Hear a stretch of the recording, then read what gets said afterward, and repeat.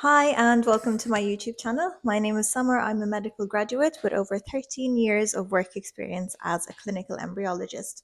Today, we're going to be talking about surviving bed rest or long hospital stays, especially if you're pregnant.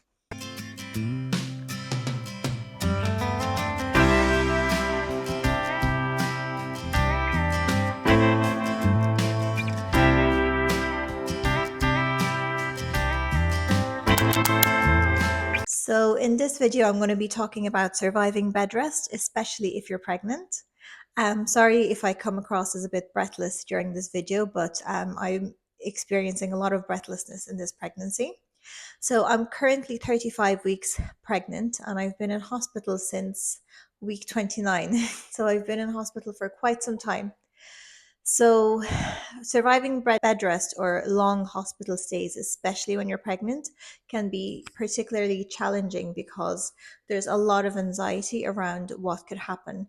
I thought I was going into labor at 29 weeks, at 31 weeks, and all the implications of an early labor. So I was worried that my baby would need NICU, would need a feeding tube, would have special needs and special requirements for the first few months after giving birth. Basically, the reason that I've been in hospital for so long is I have something called placenta previa. There are different types of placenta previa. So there's like marginal, incomplete, complete. I have complete placenta previa, which means my placenta is totally covering my cervix. So I had a low-lying placenta during my scans up until 29 weeks. And then they told me sometimes it moves up. And then at the 32-week scan, we can see the final position of the placenta. But at 29 weeks, I had a bleed. So I went into hospital and I stayed there for a couple of nights. I was in Jordan at the time and I booked a flight to go back home. But the morning of the flight, I had another small bleed.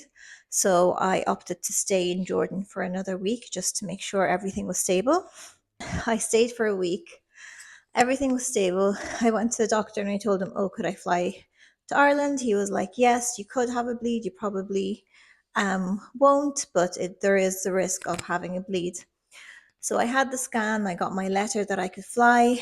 I was around 31 weeks at that time. So then I flew into Ireland. And after I flew into Ireland, me and my partner, we were walking in a park and I felt something like wet come out of me. I thought I wet myself and I was like, oh, this is a bit weird. And I didn't know what to do. So I just kind of put my hand down, well, not down my trousers, but like at the side of my leg to see, was it really wet or was I imagining it? And then when I put my hand up, it was like covered in blood. So I was bleeding quite profusely then, and I could just feel loads of blood gushing at the time. So we got a taxi. We went straight to the hospital, at the emergency section of the maternity hospital, and I was losing quite a lot of blood. Like on the taxi ride, my partner had to put his coat on the taxi, and it was like soaked in blood. And then when the nurses saw me, they prepped me for like an emergency C-section. They just thought like something was going to happen.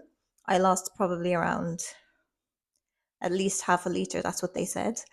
But the good news is when they did the ultrasound, baby was okay. My cervix was still intact. I wasn't contracting or going into labor. So they put me in hospital. They monitored me very closely in the beginning and I managed to stabilize. I was on bed rest for a few days until my condition stabled. I wasn't bleeding. The bleeding had stopped. I wasn't leaking fluid. But they did recommend that I stay on bed rest because I was feeling a lot of pain. And they just assumed that I would go into labor quite early. They didn't think I'd make it to 32 weeks, but thankfully I did. And then they didn't think I'd make it to 34 weeks, but I made it to 34 weeks as well, which was good. Very stressful time because I was meeting people from the neonatal ICU. They were just kind of telling me what to expect if I did go into labor. I was buying preemie clothes just in case I was going into labor because everyone did think I would be going into super early labor. They did more investigations. So I had like specialists do ultrasounds and an MRI. And that's when they discovered that a part of my placenta was something called placenta accreta. So that's when part of your placenta is like super embedded or entrenched inside your uterine muscles. It's quite a high risk C-section to do because usually if it's a complete Accreta, the treatment would be a hysterectomy. So I was kind of counseled that there might be a need for a hysterectomy during my C-section, and they would have to open through a midline incision. And I was quite distraught because I didn't really want a midline incision, and the recovery would have been really intense. And it's not really what you want to hear when you're pregnant. Like, I knew I would need a C section because it was placenta previa, and I had two C sections before. So physically you can't push a baby out if there's something obstructing the cervix. So I was okay with a C-section, but I just wanted a normal one. But the thought of like having quite an invasive procedure done and then possibly having a baby that would need an ICU for up to a month, it was quite a lot to take in. And it was very hard to kind of mentally be resilient and positive during the hospital stay, because when I was in hospital for the first week, I wasn't allowed out, so had to be like, no movement, bed rest, etc. And then as I stabilized, I was allowed out for an hour a day. And then as the weeks progressed, I was allowed more hours out. But I had to be with someone, an accompanying person, and I couldn't really stray too far from the hospital because if something was to happen, I had to be able to get in literally within 5 minutes. So I just kind of circled the area around the hospital. So that's the background of why I've been in hospital for almost a month and a half. I probably have another week, 2 weeks. I don't know how long I'll be here for, but I have a good while to go. So I'm just going to talk about how to survive bed rest or a long hospital stay, because it's very, very intense. So the toughest thing I struggled with was mentally, because I was super anxious about my pregnancy. I was super anxious about the baby, if the baby was born, if it would need an ICU. I was very worried about the actual C-section, because I was categorized as category 3, which is like one of the highest risk C-section. They were afraid I would bleed out. They said when I would have the C-section, I'd need like a consultant gynecologist who specialized in oncology, because they were very good at removing uteruses. I had a consultant working on me to have like obstetrician to get the baby out. I would have a consultant anesthesiologist because I'd need a spinal and epidural at the same time, just in case something went wrong and the operation would be longer than what they thought it would be. I would need someone from NICU and someone from the blood transfusion team. So I was pretty anxious. I was pretty scared. It's not usually what you want to hear when you're having a baby. You just want to, have a baby, have, all the good, fun things without all of the anxiety going on as well. Like, I was having dreams about like surgeries going wrong. I couldn't sleep. And it just affected me in different ways as well. So I became very particular about like really random things. Like, I spent half an hour in the morning making my bed because I just wanted the room to be clean, because I think basically having a clean room was the only thing I could control at the time. So I was like very pissed off when someone would like sit on my bed. And I was very like particular about the cleanliness of my room. I just like wake up every morning and like spend 20 minutes cleaning it. I was super lucky that I got my own room, because in the beginning I was put on the ward and I had no sleep at all. So basically, the ward probably had, I don't know, 10, 12 people when it was at full capacity. And when I was admitted, it was at full capacity. So people were giving birth, well, not giving birth, going into labor in the middle of the night. They'd have to do checks every couple of hours on all the patients. So basically, there's a constant monitoring and beeping of all the machines. People would wake up at different times. They'd listen to their phones on loud all the time. It was just very hard to like get any peace and quiet. So when I was admitted to my own room, I was very happy. They were very nice. They gave me a really nice room. It's probably the nicest room on the ward, because I'm probably one of the longest staying patients here. But it made such a big difference, just having that peace and quiet. Another way the like prolonged hospital stay affected me as well was you need an accompanying adult to take you out. And I remember once I just wanted to go to like a small shop around the corner to buy something. and I went on my own. And I was so scared because I was just not used to being alone for weeks. And that kind of caught me off guard. I'm like, what the hell? Like, I'm always like alone doing stuff alone, but you just kind of lose a sense of who you are when you're kind of like in the same place for a long time. In a sense, you do come a little bit institutionalized. So I was like used to waking up exactly the same time, like 6 a.m. when they do checks. I was used to eating exactly the same food at exactly the same times. And I realized if I was out and it was like 12 or 5 or something, I'd just be hungry and I just want to eat what I was used to. In the morning, you wake up very early and there's not much you can do, and you get really bored of like watching Netflix and reading books. There's so much books and Netflix you can watch before you get bored. You start like doing weird things like counting the windows in the buildings in front of you, like or looking at all the different types of birds, um, watching people park their cars and all this kind of stuff. So it really does kind of mess with your brain. And I decided that I was going to go crazy if I didn't do something. So I started like kind of like a little plan to help me cope with the long stay. So now I'll be sharing with you the plan in case someone is watching this. They're also in the same position where they have to be on prolonged bed rest or a long hospital stay. I just feel when you do watch like all the pregnancy videos and the birth stories and all that, most of them are like super positive, natural, non-medicated, easy, natural deliveries. You hardly ever see someone talk about like a C-section delivery, and you never, well, I haven't anyway, never seen someone talk actually about like a super complicated pregnancy with a complicated delivery. I guess the reason why nobody talks about it is because they're just probably recovering. They don't want to talk about it. Like nobody wants to relive the bad moments or stressful moments in their life. I would have actually found it comforting if I watched one of those videos, because I'd be like, oh, okay, I'm not the only one, because I kind of felt everyone around me was pregnant, especially on the ward. Everyone around me was pregnant. They were just going into labor, being induced, having their babies home within 3 days, and here I was like literally for 6 weeks.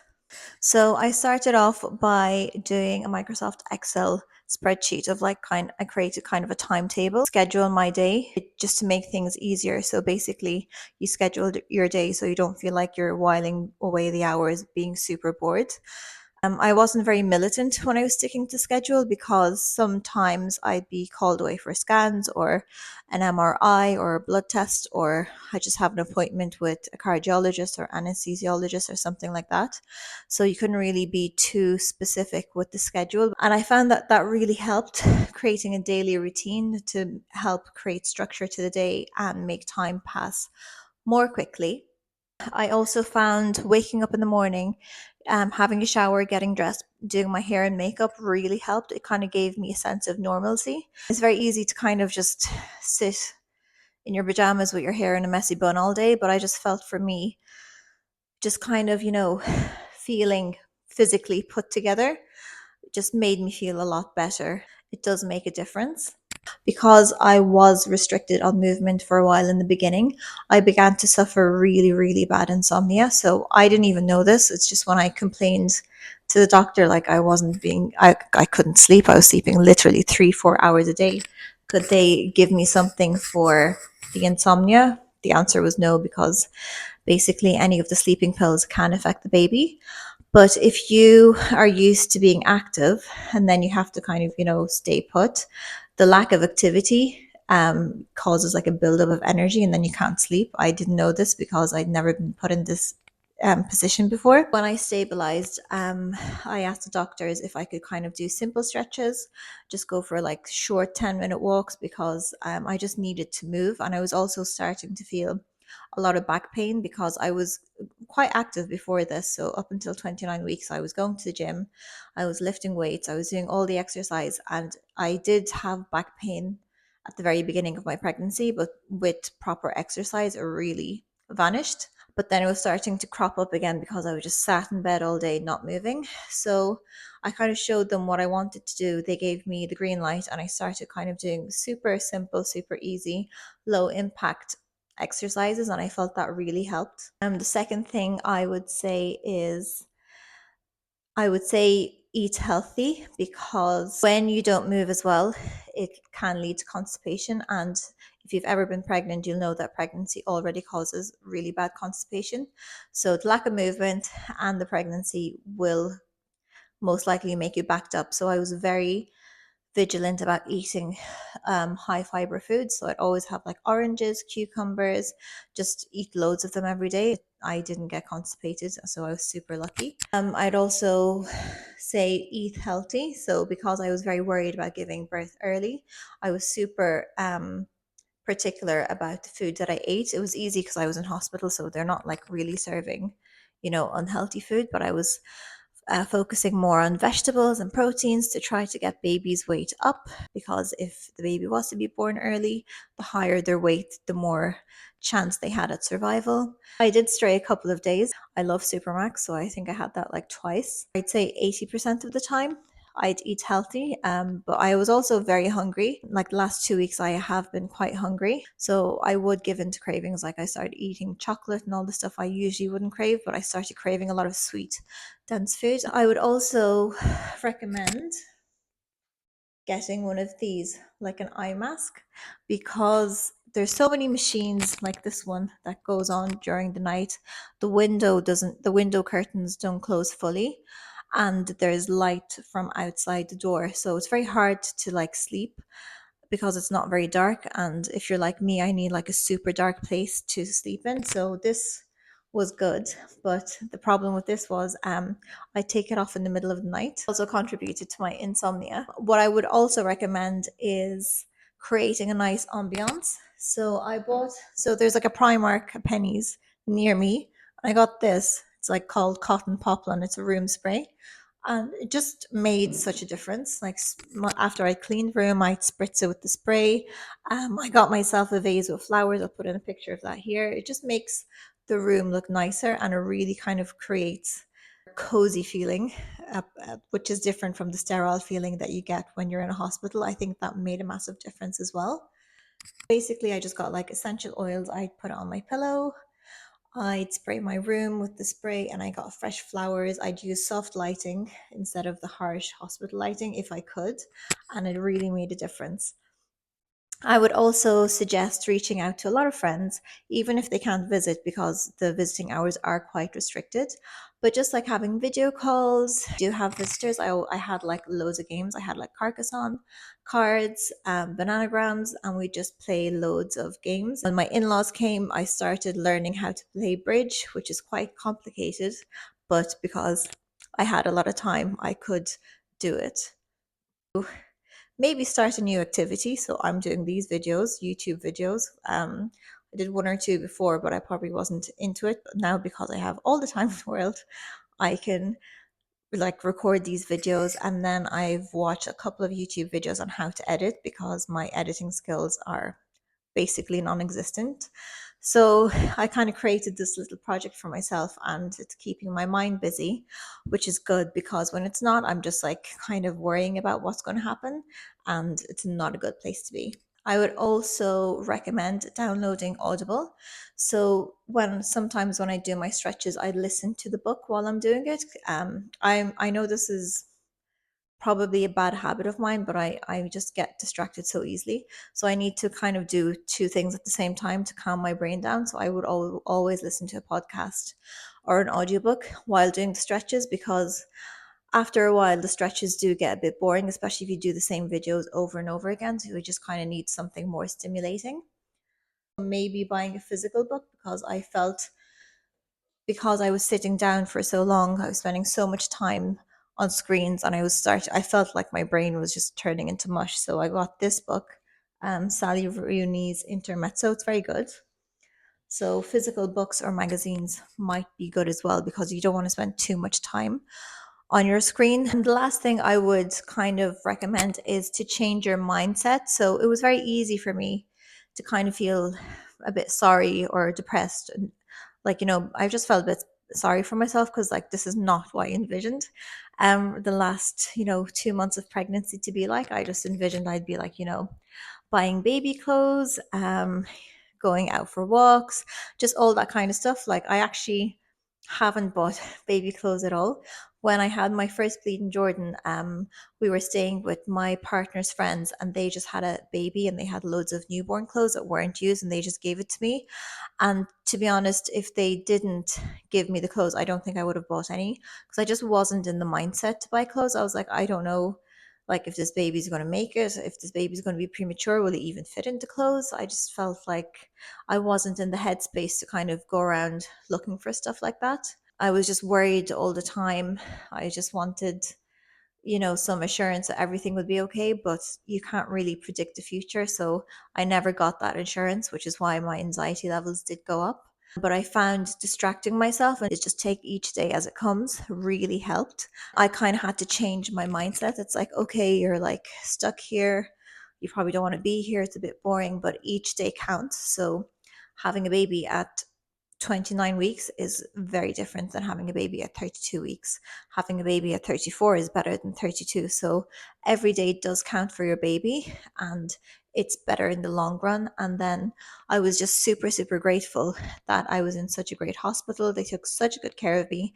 Everyone was really accommodating. They kind of understood like how I was feeling, helped my anxiety to know that like everyone knew my case, everyone was on board.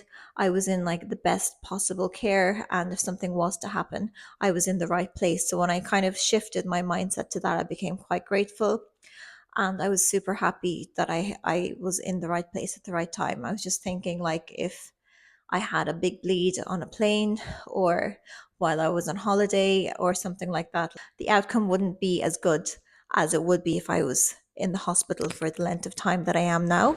It is very hard, but it's also a privilege to be in a place where you're taken care of.